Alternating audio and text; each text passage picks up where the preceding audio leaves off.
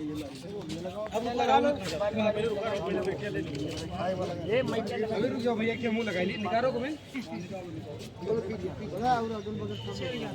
अभी पूछो ना भैया लगा ली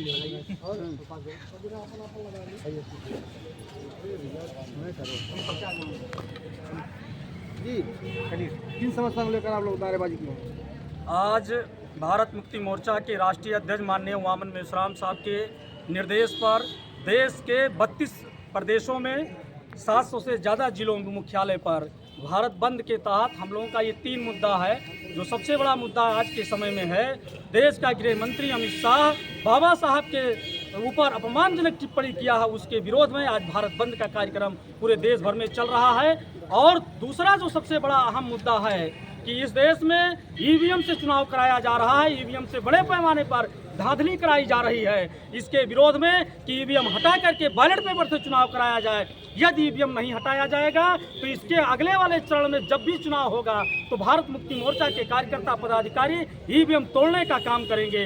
तीसरा मुद्दा जो है, इस देश में 52% से ज़्यादा ओबीसी की आबादी है और ओबीसी जात आधारित गिनती इस देश की केंद्र सरकार नहीं करा रही है। उसके विरोध में ये भारत बंद का कार्यक्रम है। 3 मुद्दों के तहत हम लोग ये भारत बंद का कार्यक्रम कर रहे हैं।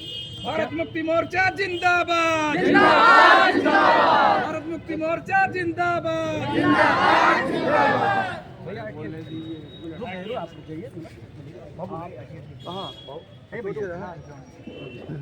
किस बात का आंदोलन कर रहे हैं? ये आंदोलन भारत मुक्ति मोर्चा और राष्ट्रीय मोर्चा, जिसके राष्ट्रीय अध्यक्ष चौधरी विकास पटेल जी हैं, इन दोनों लोगों के नेतृत्व में भारत बंद का कार्यक्रम किया जा रहा है।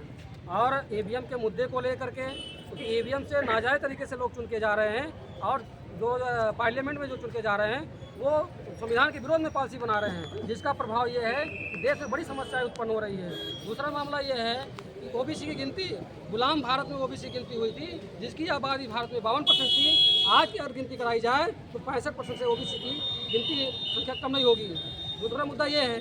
तीसरा मुद्दा ये है कि अभी इस देश के जो तड़ीपार हैं, जो तड़ीपार रह चुके हैं, अमित शाह इस देश के गृह मंत्री हैं, वो तड़ीपार रह चुके हैं। उन्होंने बाबा साहब अम्बेडकर का अपमान किया है। इसके विरोध में भारत बंद का ये कार्यक्रम हो रहा है।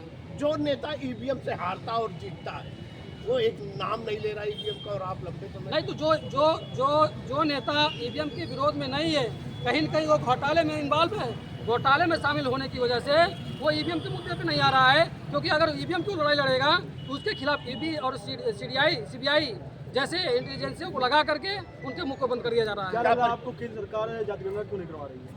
जाति आधारित जनगणना ये सेंट्रल का मामला है, वो नहीं करा रही। अभी इस देश के प्रधानमंत्री जब 14 में वो आए तो उन्होंने ये कहा कि हम सत्ता में आते हैं तो सबसे पहले ओबीसी गिनती कराएंगे, लेकिन उन्होंने सुप्रीम कोर्ट में हल्फनामा लिख करके दिया हम ओबीसी की आधारित जनगणना नहीं कराएंगे, जबकि वो खुद ओबीसी का प्रधानमंत्री है।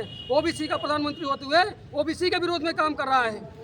आपकी मांग ना पूरी तो आप क्या करेंगे? हमारी मांगे नहीं पूरी हुई तो आने वाले समय में इससे बड़ा भी आंदोलन होगा और आने वाले चुनाव में जो भी इलेक्शन होगा उसमें ईवीएम बड़े पैमाने पर तोड़ी जाएगी। परिचय है आप? मेरा नाम बुद्धप्रिय पासवान, प्रदेश महासचिव भारतीय विद्यार्थी मोर्चा उत्तर प्रदेश। आपका नंबर है?